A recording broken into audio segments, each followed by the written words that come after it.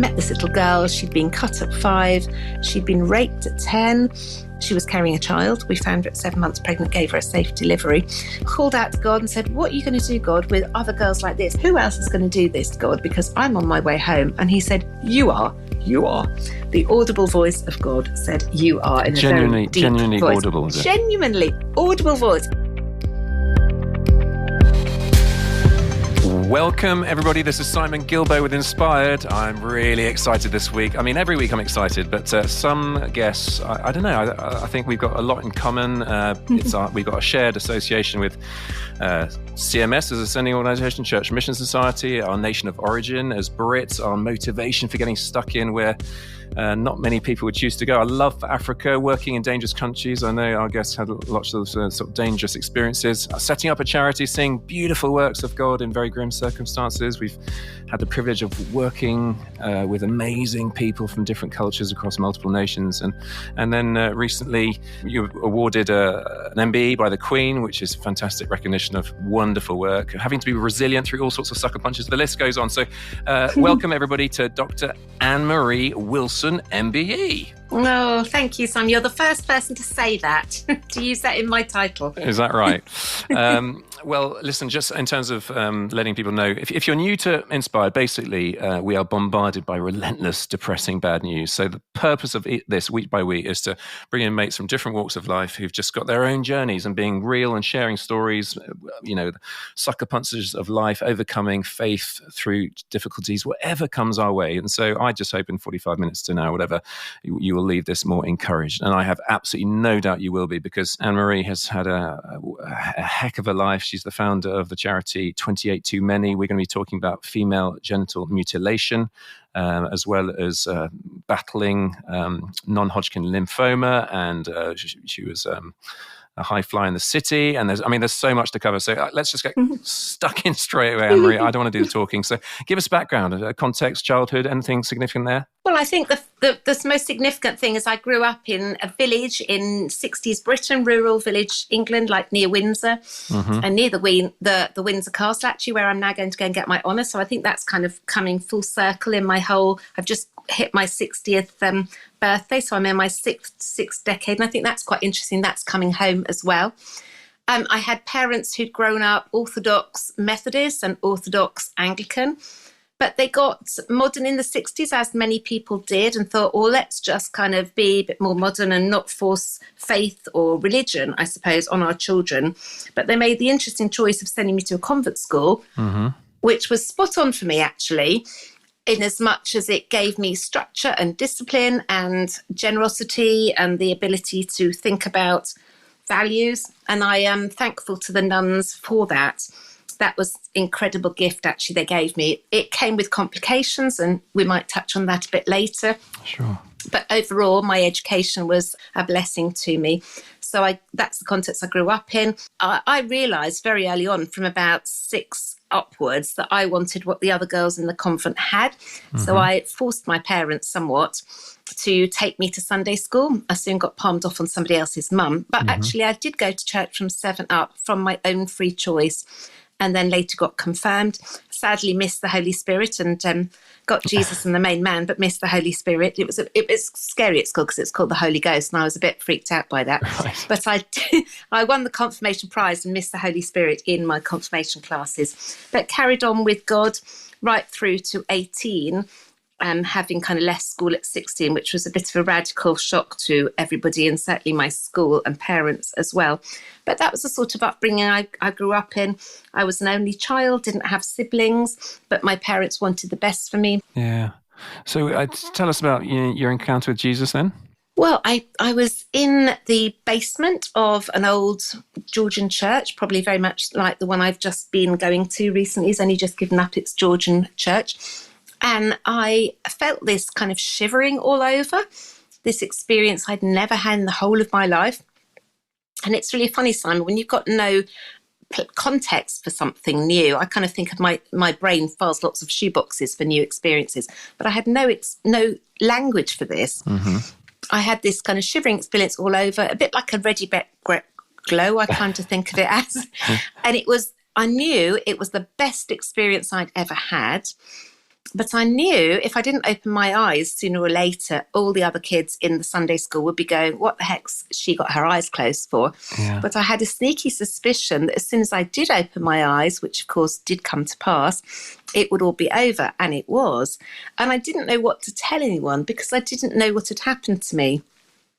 And I'm absolutely convinced that was the Holy Spirit coming into my life. And I think it was incredibly useful to me to know that God actually had been manifestly living inside me from that moment on, because I sure needed to lean on him from that day forth. Yeah. And you were sort of wired, weren't you, pretty early days to end up doing something like what you've done in your life, weren't you? I think so. I mean, I come really from those back old sort of 60s, 70s for pre-decimal currency. I used to give my pocket money in threepenny bits to the missions boxes at school. I think I was an unusual child. I didn't fit in and still don't really to my family. I'm a bit of a one-off. So because I'm a one-off and I had no one to compare with, I just made my own path and nothing seemed too weird or wacky, really. I just knew from an early age what it was like to not feel I fitted in. And did you have your eyes set on... Because it's interesting, because I knew I was probably going to do something relatively off, not off the usual career path, but I also wanted to have an initial experience of what a regular good job was. So I went, briefly into marketing before I got my dramatic call to Burundi. You had actually a 10-year full-on career and successful career in the city. Was that always the plan? Well, no, I think it's...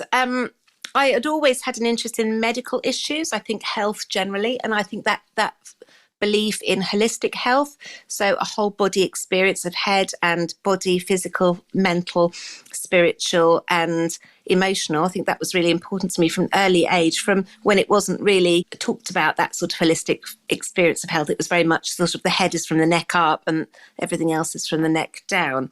So I very much thought we were all one sort of being, really. But I had very much wanted to go into something medical, maybe as a surgeon when I was 5, but maybe I got too excited by my little sort of doctor or nurse's kit from playing as a kid in dressing up, really. But actually I think I just decided from about 12, 14 upwards, sciences weren't really for me. And I couldn't see the point of doing traditional A-levels. I'd grown out of school as it was because the schooling wasn't relevant to what I wanted to do next. I had been going to do occupational therapy. That was what I was marked for doing A-levels. But actually, I went on a bank open day at 15, 16. From that day, I made this astronomical change of heart to realization, I suppose, that I could do something different from something medical and still help people. So I left school, went into banking, and within a year, which was just completely unique, was promoted to the head office and worked in HR, personnel as it was called then. So I was right back in with the people part of the business, and then I did uni in Manchester and then went to work in Marks and Spencer's. But all of these things meant that by the time I left Manchester, my uni place, which was where my father had hailed from, so I saw his family back that way, and I'd actually acquired 2 years beforehand and a couple of years of working my vacations back in the bank. So by the time I graduated, not only had I got a degree in business studies, but I'd also got it joint honours in marketing, which I know is your specialty early on. But I'd got 4 years work experience, which actually was as useful to me as the degree piece of paper. Yeah. So you're kind of being fast-tracked. But, I mean, did you see it as business as mission? Was it a sense of calling in that? I think it was healing people as mission in those early days. I think I quickly moved I only lasted in personnel proper for about six months or so, and realised that, bashing the unions wasn't for me. If human rights was, and the unions had its place, but it wasn't about a power thing between management and unions. But I moved into trainings, and it was all about selling values and visions and dreams and aspirations. So I kind of think that was mission, really. But at that point, it was, yes, I had got a faith and I practiced that faith throughout my university. I went back to a university church. I went to my first university church when I was up in Manchester, which was my first modern church, like a sort of student church, which was very different from my growing up church. So that was a very new experience to me and very positive. So yes, I suppose I did share my faith. And interestingly enough, I had a boyfriend from about 17 to 20 odd, and then a second boyfriend from 20 odd to 30 odd. And both of them were Jewish. And not only did this give me very much a rooted feeling of the role of Jesus and his upbringing in everyone who's Christian, his story, but also for Muslims as well, which is most of my mission work has been with Muslims. But it also gave me an opportunity to share my faith and how it was similar or different. And so I think I've probably had a very multi-faith view on faith from the beginning. And that's probably where my sharing my faith and sharing the best of it and also mission came from and started out. I don't want to sort of skip straight too far forward in one go. Any sort of key moments from that time? I suppose back to the God bit, I had a bad experience when I was about 7 or 8, and my teacher died my classroom teacher died when I was that age. My grandma died. She was my only grandparent left by the time I was born. And also I was abused by a priest at school. Oh, no. And so that was a particularly dreadful year. But I think that's also very closely linked to when I had that Holy Spirit experience. And I think that was probably God giving me something to hold on to that's comforting, that made me realise that God in a form was with me throughout everything, even the worst things that happened to me. And that gave me confidence to lean on him throughout the rest. So that was probably a significant experience. And then the other thing was that I did actually convert and marry the second of those 2 Jewish men. Right. And that was quite significant, I suppose, stating the obvious, really. But I became, as many people who go from one faith to another convert, a proselyte. You become more passionate about your faith than almost anyone that's born into it. Right. And I became an elder on the synagogue board and then also on the board of the Reform Jews in Great Britain. So early business experience or leadership beyond my years, really. And it wasn't till my early 30s that my husband divorced me. And when you're then a sort of proselyte, convert, divorced woman without any obvious natural family, and you've carelessly lost your married into family, you do stand out a bit.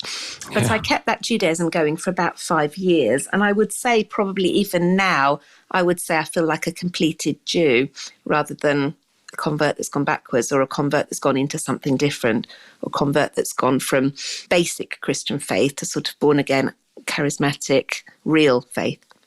Oh, go on. Say a bit more on that. That's really intriguing. I think, I suppose growing up in my church was quite boring and dry and fairly dead. It was liturgy without much presence of God.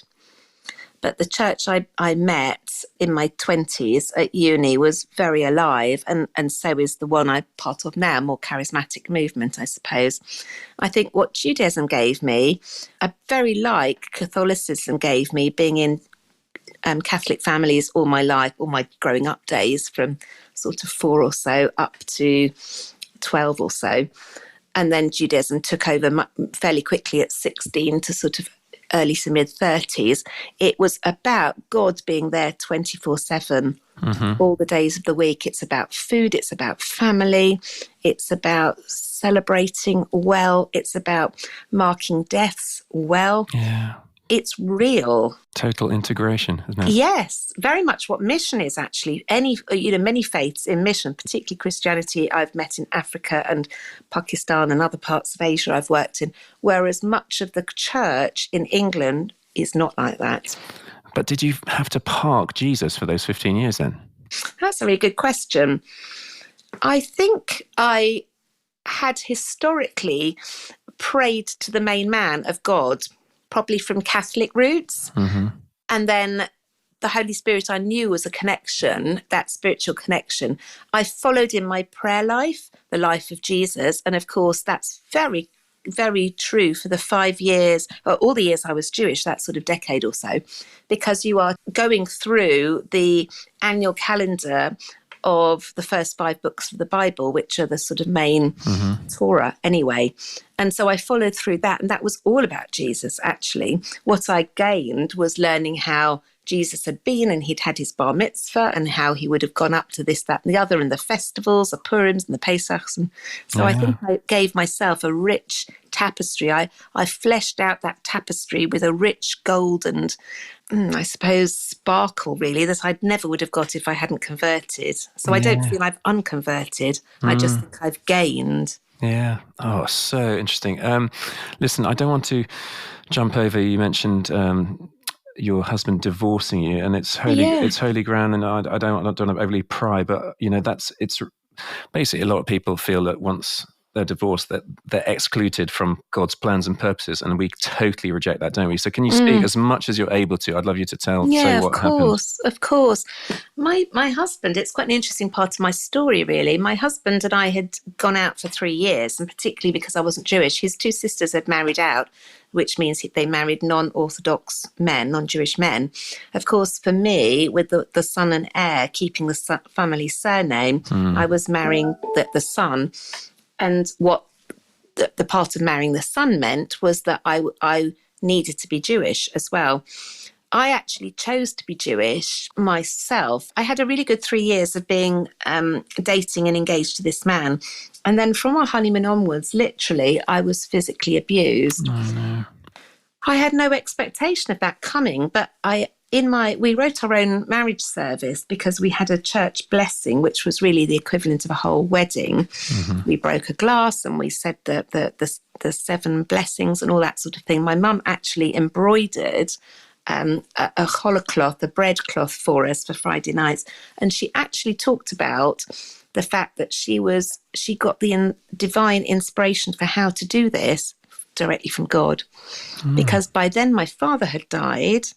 And my mum, I took back to Christianity, but a born-again Christianity when I was a Jewish woman. Wow. Curious is that. So I took her on an Alpha course, and she was completely a different woman, which is very strange for me as a grieving daughter. But praise God, we'll see each other in heaven. So that was obviously very positive in hindsight, but it was a bit weird at the time. But my husband, my vow had included obey him.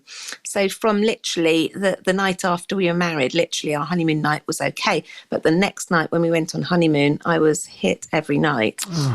And I suppose I didn't know that wasn't normal. He had been probably quite a coercive control, we'd call it now. But when I was 20, I had no idea about that. There was much less information about that. I didn't know that was normal. And having promised to obey, I was an obedient person. And I thought that, well, maybe that's what happened in marriage. So that was obviously fairly bad. However, I endured it. But it got to a point where actually my health was suffering. And I think, as I mentioned briefly, I'd been abused by a priest at school. And that probably had almost felt like a little shard of glass had gone into my heart from that. Some damage had done. And actually, maybe even on some unconscious level, converting from Christianity, he was a Catholic priest, to Judaism, almost made some disassociated view of like, well, it's a different God now, in a very simplistic form. I had no tuition in this, but perhaps that's what formed. But of course, now having come into a Jewish tradition and my husband was abusing me, and in Judaism, as with most faiths, really, the husband, it has got quite an important role of head of the household. And I didn't know who to tell, so I didn't tell anybody. And time went on. And then actually it wasn't until my mum died where God was still very important. And I think I realised very early on from that fairly early abuse that happened on my honeymoon that I came back, literally I'd been back in England a few weeks, and I said to my husband one night, I want to convert to Judaism. And I think what I felt was that I needed us both to have something in common that was bigger than us in our marriage, that would help us, for me to not be an annoying wife and annoy my husband and make him more likely to abuse me, but also that we'd have something in common that would make the family accept me, and then I would be able to fulfill my role in that family as well. So how long did you endure? The abuse? Well, the abuse went on right the way through my marriage. What happened was my mum died. And my mum outlived my dad by about another 4 years. Both my parents had cancer that became terminal within the 4 years of their health issue. And so it was about 10 years, really. And as soon as my mum died, my husband was very keen to sell the property we owned, my mum's property, which we, of course, jointly owned. We hadn't been married that long, but he wanted the property to be sold quickly. I literally had to go for a quick settlement within literally a few months. It was sold within 3 months of my mum dying, really, which was very hard for me and traumatic to sell up the family home where my parents had lived for sort of 50 years. So we did that, and then I think I just fell apart really after that. I'd never told my mum about the abuse, probably to protect her. She'd never asked me what happened after the priest had abused me. She knew. I told her, and she told my school, and it stopped. But I felt guilty about that. But more of that maybe later. But actually, the experience of my mum dying meant, at the end of the day in life, I think your parents are there for life. Yeah. Son or daughter, but particularly maybe for a daughter, my mum was close to me. And her dying meant I'd got nobody in my camp. And I think I didn't know how to tell anyone else. I never had any freedom to go and talk to any outside agency. There wasn't much publicity about those sort of things back then. No. So I suffered it. And then I think I then became ill. And I think my illness, it was grief. It was complex grief. It was diagnosed as. I'd never grieved my father dying, because as soon as I came back from honeymoon, my mum was diagnosed with cancer, and that was on top of my domestic abuse by then. But after my mum had gone, I think I couldn't struggle anymore, really. Yeah. So were you suicidal then? I was. I mean, interestingly, to start with, I was unwell. I took some time off. I thought I just needed a good holiday, really, but I went to see a consultant and he said, no, you're going to be signed off. You need to come into hospital. I thought it would be a quick fix, but actually the whole of my story unravelled. I told them about the abuse. My husband was furious and embarrassed. And actually, the suicidal attempt was after I had to come home. So I'd been in hospital, I'd been safe there, I told my story, but then go home and I didn't know what was going to happen. So I took an attempt and did actually survive it, probably luckily. I took another overdose probably a year later. We were in couple counselling, but I really just didn't think anything was fixable. I was trying, but at the end of the day, I couldn't see how my husband could change and I could ever really trust him again. Yeah. And actually by then I'm sure he was having an affair. So I think something else was going on, because actually he went for a quickie divorce within 1 year. His new to become wife was 5 months pregnant before we were even divorced. So I'm presuming in hindsight he had known this person before, though I can't ever prove it. I settled him, very generous settlement. My lawyer said he should get sort of 10% and I should get 90%, but I settled on, I think, 40% to him and 60% to me. But basically, I just inherited generously from my parents. So half my inheritance went to him, really. But I was scared. He said he was going to take me to the most expensive lawyers in the land. He'd rather the lawyers had the money and I didn't. And I think that scared me. I thought I'll never be able to start again. And I needed to make a clean start, really. Yeah, wow. I mean, it's really heavy what you're sharing. I'm also just so encouraged because, obviously you were suicidal, but unbelievable what you went on to be used of God to do. I think we're going to have to jump. So you run your own business. I want to get to anything you want to say on that before we get to. Well, I suppose that enabled me to I think for anybody listening who might have had depression or had any form of mental illness, really having my own business. It could go at the pace I wanted. I mean, I was very successful very quickly. And then I went on to do some training. I got given an assignment, just like KPMG, the city firm I'd been in, and downsized by delayering, actually 3 years of I think that also didn't help my mental health, having to do some terrible stuff in a professional capacity. I had to let people go and make their jobs redundant, and it's horrible, really. So it put me off the city. But starting up my own business was great because I could do it on my terms and I could work the hours I wanted. It was flexible. And it was all about my passion. I was never going to do any work that destroyed people's lives. It was all about dreams and visions and values. So I kind of retrained a bit on the go of coaching and counselling and therapy, and then eventually did a doctorate in psychology. So, that's a lot of whizzing through. But it all enabled me to sort of do what I think people needed me to be able to do so that they could heal the same way I had, who hadn't necessarily had the inner strength or skill set that I had, or the healing opportunities that hospital had given me. Yeah. Oh my. Look, we need 3 hours to do justice to every chapter of your life. It's tricky. Let's skip to, you end up going to work with MedAir. Yes. And the whole load of different countries' involvement. Yeah. Tell us about that journey. Yes. So I was looking some volunteering. I'd kind of finished my doctorate, wanted to I brought a partner into my business because it was getting too successful for just me on my own. So I brought somebody in and I said, the deal is I want to take off, I think it was like 3 months. I took a sabbatical, realised that the planet was full of opportunities. I went around Indochina, thought there is bottomless need in this planet. So it's just a case of finding what God wants me to do with it all. One of the opportunities I started with was I worked in local housing and ended up as a chair of a local massive housing association, helping make sure people's housing rights were met. I ended up working with an international NGO board, like People in Aid, to make sure HR good practice happened to people who were working in war zones, like I eventually did.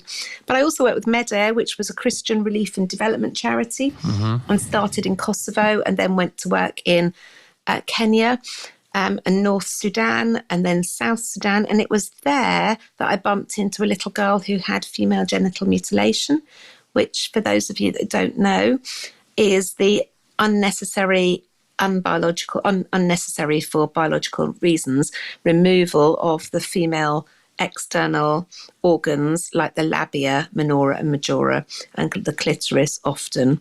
You can look it up if you want, but I've got a website, 28tomany.org, which will tell you good ways to read about stuff like that without getting into nasty sites, really. Or you can read my book, and that tells you enough without too much as well. But in essence, I bumped into this practice when I was in West Darfur in this war zone. Met this little girl. She'd been cut at 5.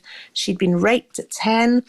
I had a number of times. I had also had unwanted rape activity in my 20s. Wrong place at the wrong time. An old work colleague jumped me on, offering me a lift home from a party, that sort of thing. I wouldn't do now, but I didn't know at the time. I was too naive. So I had, in common with this little girl, Fatima, she at 5 had FGM, which is abuse. Yeah. I'd had sexual abuse as a 7-8-year-old. She'd been raped at 10 and fell pregnant from the rape. That was conflict rape in Darfur. I'd been raped in my my very late teens and early 20s a number of times. And there she was carrying a child. We found her at 7 months pregnant, gave her a safe delivery. But she would be making a very bad marriage, which kind of I felt I'd also gone into inadvertently. And I didn't want her to be a fourth bride and be abused by either her the number 1 wife, if she was the number 4 wife, or her husband or other people in the village, because they saw her as tainted goods because she had been pregnant, just like I was tainted goods because I'd been raped or abused, and was seen as tainted goods by actually church organisations abroad in Africa because I dared to be divorced. Can you imagine? So I felt I'd had that sort of slurs on my name as well. So I thought I would protect this little girl. I couldn't do anything for her, but I literally had to go home. I'd broken my leg, as you do accidentally when you're in Kenya in mission, tripped over somebody's handbag handle and ended up going home for a bit of R&R. saw this little girl, called out to God and said, what are you going to do, God, with other girls like this? Because she sure as heck wasn't the only little girl like that. She was the only survivor of her village, the annihilation of her village that was burnt to the ground. And as I cried out to God, I said, who else is going to do this, God? Because I'm on my way home. And he said, you are. You are. The audible voice of God said, you are, in a very deep genuinely voice. Audible, is it? Genuinely audible voice. It's the only time in my life I've ever heard the audible voice of God. And because I didn't have that big a faith for that long, I'd come to faith in Alpha late in my life, really, only to about age 39 or something. So because I'd come to faith late, I didn't really know what God couldn't do. So actually being miraculously healed of my depression and my mental health trauma and history, or miraculously hearing the voice of God, was not out of my mind's possibility of what God could do. Does that make sense? It does, but can I just interrupt you there? Because you said coming to faith, which, do you know what I mean? On the back of what you shared earlier. Yes, just coming to faith. I suppose, yes, coming to faith in a new, I call it like that aha moment. I did an Alpha course because I didn't really know the foundations of my Christianity. I'd walked away from them as a Jewish woman. Right. And I thought, well, I'd actually looked at Indian sects, and I'd looked at New Age, and I'd looked at Islam, and all for about 6 months, actually, in an academic study sense, because I thought, gosh, I've already gone through Catholicism and Judaism.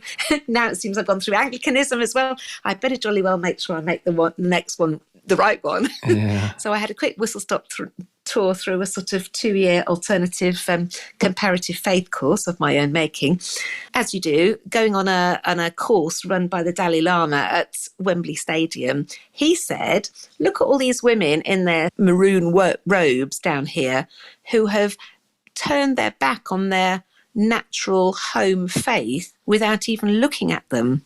And that hit me between the eyeballs, really. I don't remember anything else he said for the 3 days. I'm sure he did.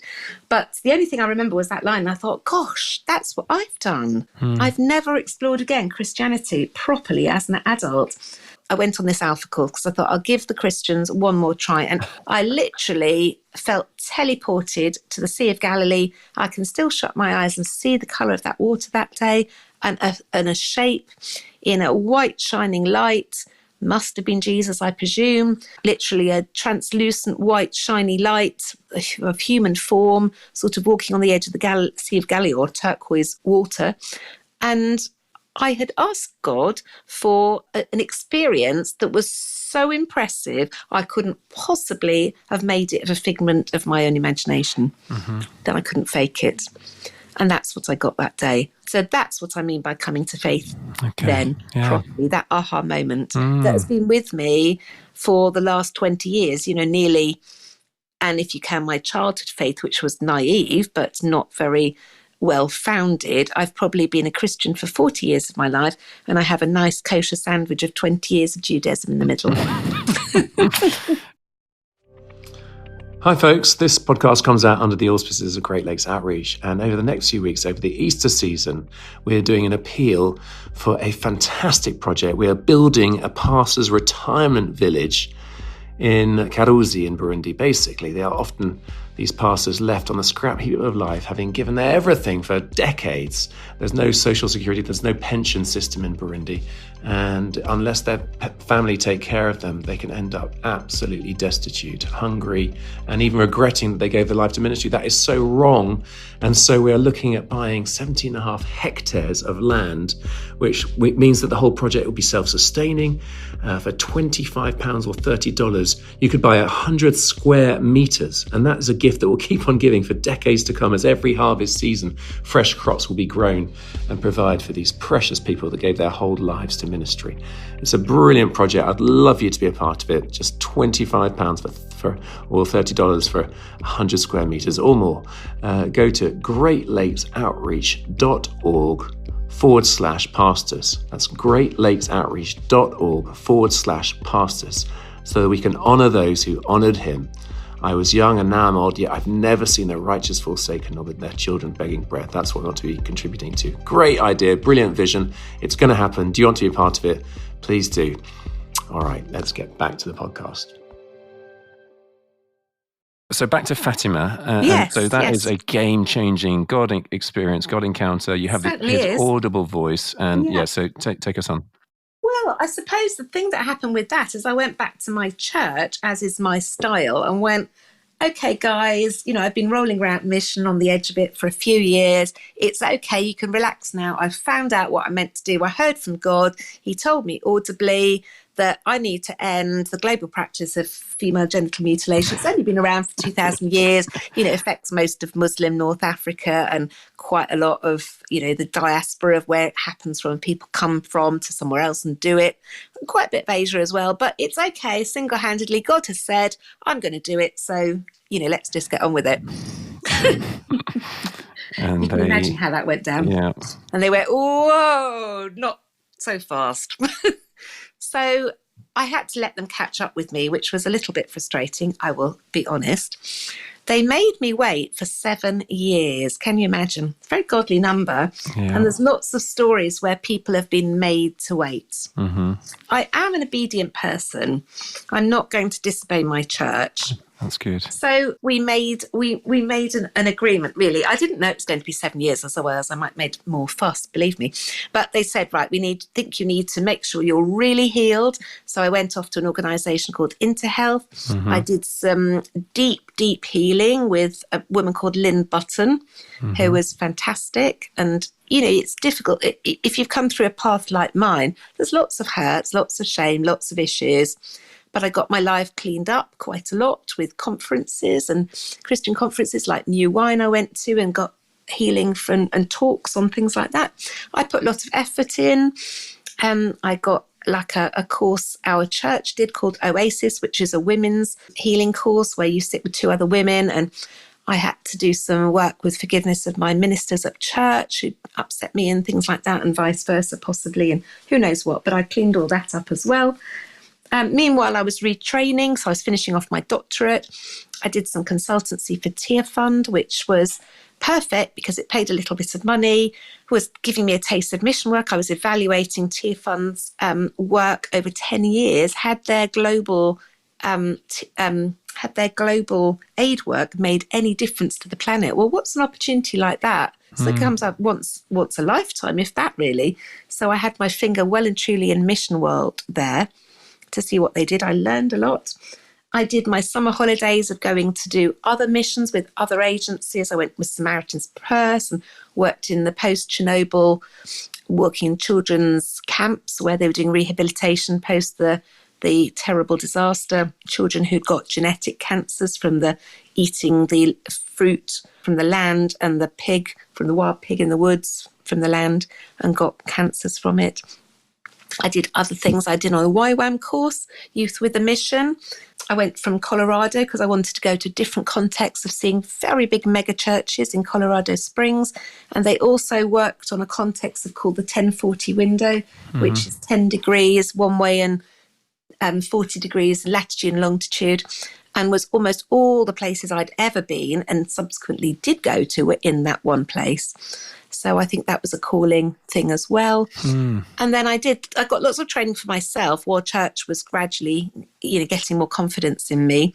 And I also did retraining in Pakistan, the northeast sector of Pakistan, very dangerous. And I learned basic midwifery. I think I did 6 babies there and another 4 in northern Nigeria. I think that's the right way around. Later on my day off when I worked in northern Nigeria, working as an assistant in a fistula rehabilitation clinic in one and in a Christian hospital in the other. So I kind of learnt, I ran a fistula rehabilitation centre for an FGM charity called Forward because I wanted to work under another NGO and a non-government organisation, a charity that could give me some experience of doing charity work. And I didn't necessarily want to run my own organisation, in fact, far from it. But in the end, people gave generously. And one of the most extraordinary moments was you need money to set up your own charity. And I was still kicking and saying, I don't really want to run my own charity. But once my church had given me the green light and said, yes, you can go out and do stuff, I was asked back by the same organisation, New Wine, who I'd gone to so many of their conferences and learnt so much from, to come and do a short talk there. And I spoke literally for 3 minutes, if not less than that. And I talked a bit about what was going on in Afghanistan and with women like I'd met Fatima and such the like in Somalia and Sudan. And the women in the room, there were 900 women in the room, and they gave £9,000. Talk about a collective intake of breath, don't you? Yeah, you do. I heard them inhale. When I talked about Fatima, I heard them inhale their breath. And actually, that's a very loud noise when 900 women all inhale their breath at the same moment. I thought, oh, there's people out there. I was in the spotlights. I couldn't see them. But that 9,000 was 4,000 more than I needed to set up my charity. How generous is our God? So I thought, well, actually, everything's lining up. My church had to agree. They also said I had to find a sending agency that would be an umbrella over me because they didn't want me coming home in a body bag. And I think they thought I wouldn't find anyone that would take me because FGM was absolutely not talked about back then. But I found 5 agencies that wanted to take me. So I said to them, you need to help me now choose. And I did. And then they let me go. And so I ran 28 Too Many for the last 12 years, really. Why is it called that? It's called that because of the 28 countries just in Africa that practice FGM. Right. And I decided that it was best to eradicate this practice from one continent first because it's porous lines in the sand that have come from our colonial past. And there's no, in Kenya, Somalia, there's a line in the sand between where one country starts and the next ends. And of course, people come over the borders to either get their girls cut or avoid their girls being cut. And so I thought I need to work on one continent together, really. And that brings us pretty much up to kind of early last year, really. The charity went from strength to strength. We end up having 10 staff at the end of it who still work with me. We in pandemic, when money was really tight and many charities lost vast amounts of their money for obvious reasons, they weren't going anywhere. I did a marathon in a wheelchair pushed by people as I wasn't very well at the time. And we got £28,000 from that. And then I did the London Marathon last October, which I never thought I'd be able to do. And I got another, £8,000 or something for running yourself. Hospice. Yes. Well, I walked most of it, I must admit. But I did run a little bit, and I did it in something like 7.5, 8 hours, which is quite presentable, actually. Yeah. Well, all the more because we haven't touched on that yet, but because of your health and non-Hodgkin's just lymphoma. when everything was going well, I kind of got through the charity start. The charity was about 5 years old, I suppose, 2015. So I'd been running it for 3 years as a going concern, and I'd been with CMS 5 years by then. And, like you have organisations go a bit through like age groups. It was almost like we'd gone through the terrible tantrums and we were a 5-year-old going to school. All was going well in my organisational size. We got a solid group of 10 staff. The board was very diverse and all very skilled and amazing. And I got diagnosed with late stage non-Hodgkin's lymphoma, which is supposedly an incurable blood cancer.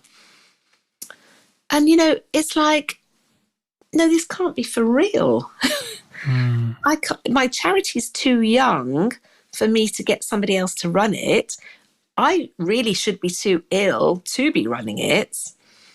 And yet, what am I supposed to do? If I leave, my charity's work will never fulfill the 10-year dream I set, which was a 10% reduction in FGM in 10 countries in 10 years. Because there's one girl cut every 5 seconds in the world. Yeah. So I thought I have no choice. I have to keep going. But what ended up facing me, they don't tell you on day one, but by the first 3 years of my diagnosis and treatment, I'd had 24 cycles of chemotherapy. Wow. Which is hardcore. Makes walking, I won't say it's harder than working in a war zone, but they're both pretty well up there. Yeah. And it was pretty tough. I I was surprised, as in now, because from your voice, I didn't know what to expect in terms of the progression of the disease and how your voice would be. But you sound completely normal. But what does your daily reality look like now? Yeah, it's pretty good, really. I think if somebody saw me from the outside, they'd have no idea. Mm-hmm. Absolutely no idea. I'm more tired than I was, but maybe that's because I've got older. I had a hip go wrong. I had a hip replacement in May last year, the second hip, because the chemotherapy has kept me alive, but it's really messed around with my rheumatology and lots of bits, really. My eyes and all sorts of things have gone wrong since then, but they keep going and I get them patched up by our wonderful NHS, and on I carry. But my second hip replacement, the first was great. The second one went seriously wrong in May, and they accidentally cut through my sciatic nerve. Now, you really know about that. If someone does that, I came round from the anaesthetic, was supposed to still be long acting, and it's like, oh my gosh, the pain was something else. I didn't even know how to lie on the table. I was sobbing with pain. And you know, a good wodge of morphine for a good few days before I could even lie still, actually. Wow. However, you know, life goes on. My sciatic nerve is still cut. I have my right leg is now paralysed and has no feeling in it. It looks like one of those adverts for the children in the 60s who had TB. Right. It's splinted because it won't work. It's dropped. I've got foot drop like the girls had in the fistula rehabilitation clinic I worked in, because the urine of destroys nerves in the bladder and bowel area. Similarly, my cutting my sciatic nerve has not done great for the mobility in my lower leg. So it's an extraordinary extra strand that I'm now disabled. Literally, I walk with a stick, but not a pair of crutches, and I do still walk. Very exhausting things like maybe going to a Wimbledon or something, or to a outdoor opera, I might use a wheelchair, but most things I don't. But other than that, I look fairly normal, but I have got a disabled leg from a fistula accident. And do you have daily carers come in? I have a carer I'm paying for privately because there's no NHS care package for that. And I paid myself for 5 hours a day on Wednesday to Friday, so 15 hours a week.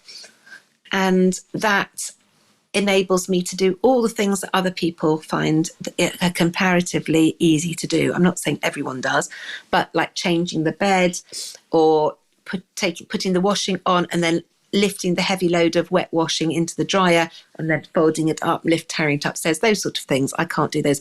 I can't do shopping for myself, can't carry it. I can't drive now because it's my right foot that's disabled, whereas I had an adapted car when it was my left before. I could drive with an adapted car, my right foot, but I can't at the moment drive at all. So that, and I just heard that the cost of a new car that needs to be leased from Motability, the disabled car charity, is something like, you know, up to £2,000 for the excess just to buy a new car.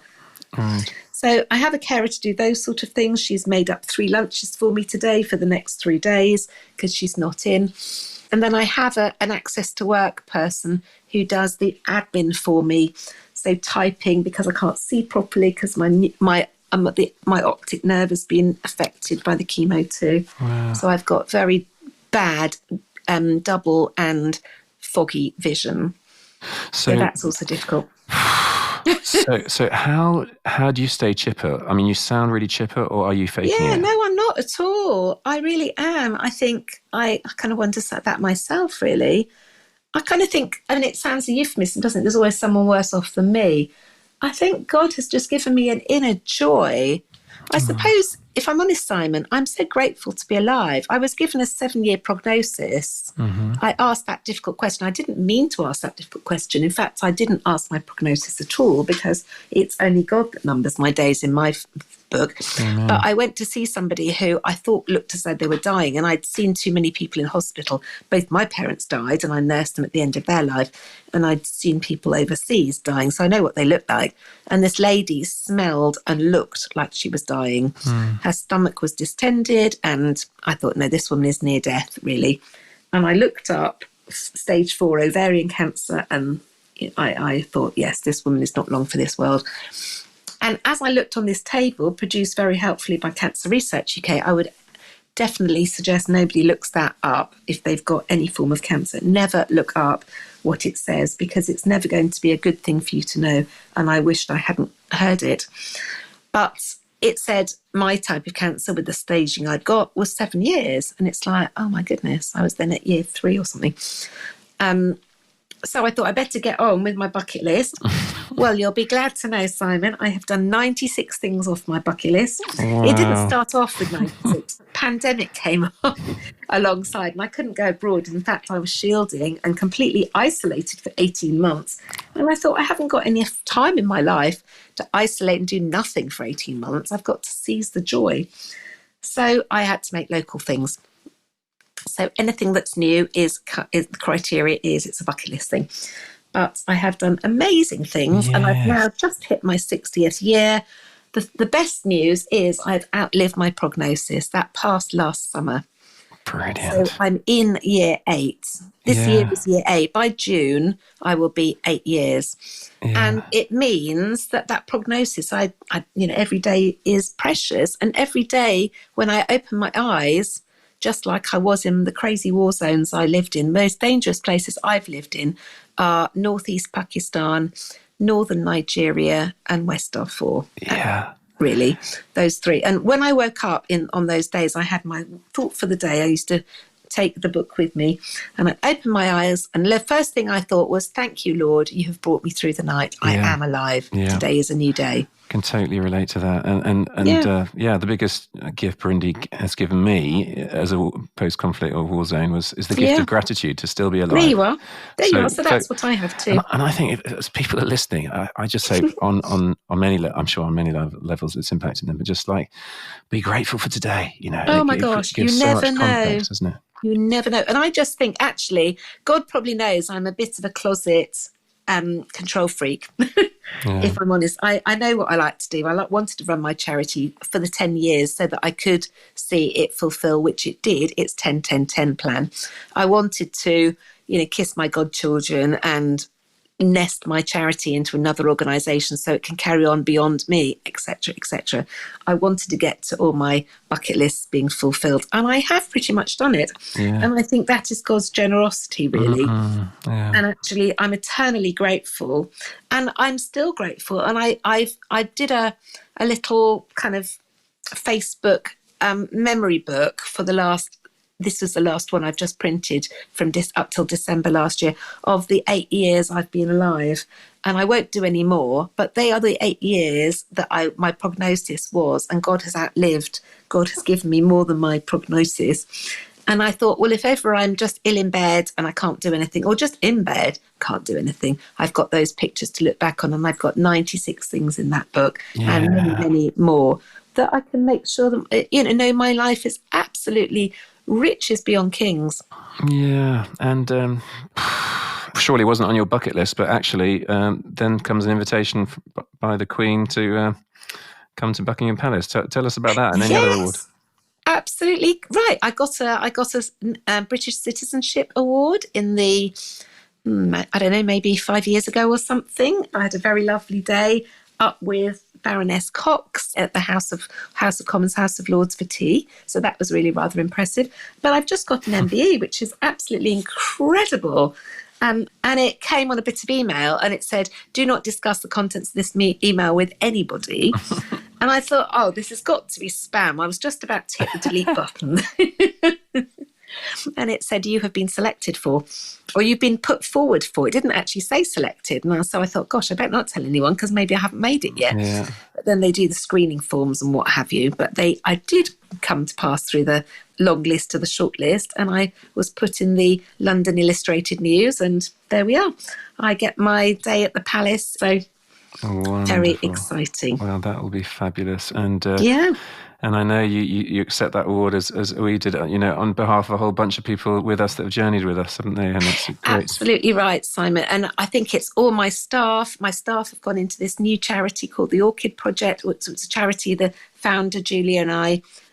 Julia was the founder of Orchid Project, and I'm the founder of 28 Too Many. And we both hoped one day our charities could merge, and it has come to pass. So all my staff are already over there. I've had a 6-month off study sabbatical, which I needed because I was deeply tired after running the merger project through for a couple of years, really, and going through shielding and doing all this on my own.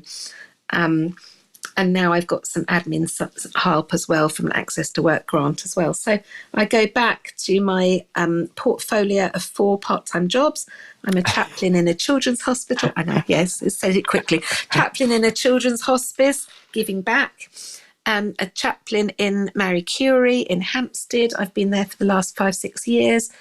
And I am a lay minister in the Church of England, looking to what God might want next from that, and also running the as a senior research advisor in this new merged charity. So we have 20 people in the team, and I'll go out to Kenya in April to launch the new strategy of our joint charities. And what's so exciting is I haven't been back to Africa since I got my cancer. So in year 8, as healthy as I am, I will get on that plane thinking, hello again, Africa, my friend, I have missed you. I am sat here shaking my head in disbelief. I'm serious. Guys, if you want to read Anne-Marie's story, her book is Overcoming My Fight Against FGM. Funnily enough, we haven't talked that much about your main life work, but please, guys, do get that book published by SPCK. Anything you want to say on that?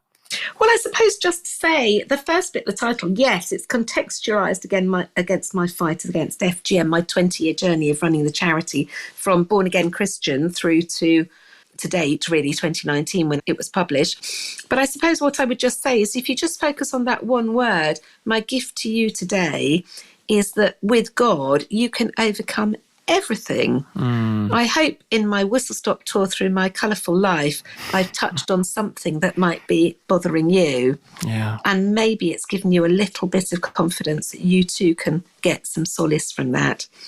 But if it hasn't, read the book and think, well, what is God calling me to overcome? What addiction or problem or family circumstance or accommodation situation or phobia, you name it.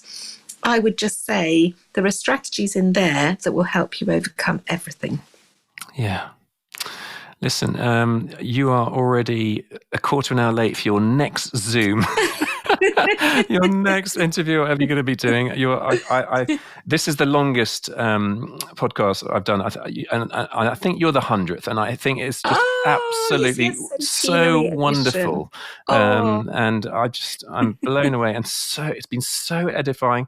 I just tell you what, one last question, because I find your spiritual journey so fascinating. Sure. Just tell us parting shot on what Jesus means to you. Oh, Jesus means my everything.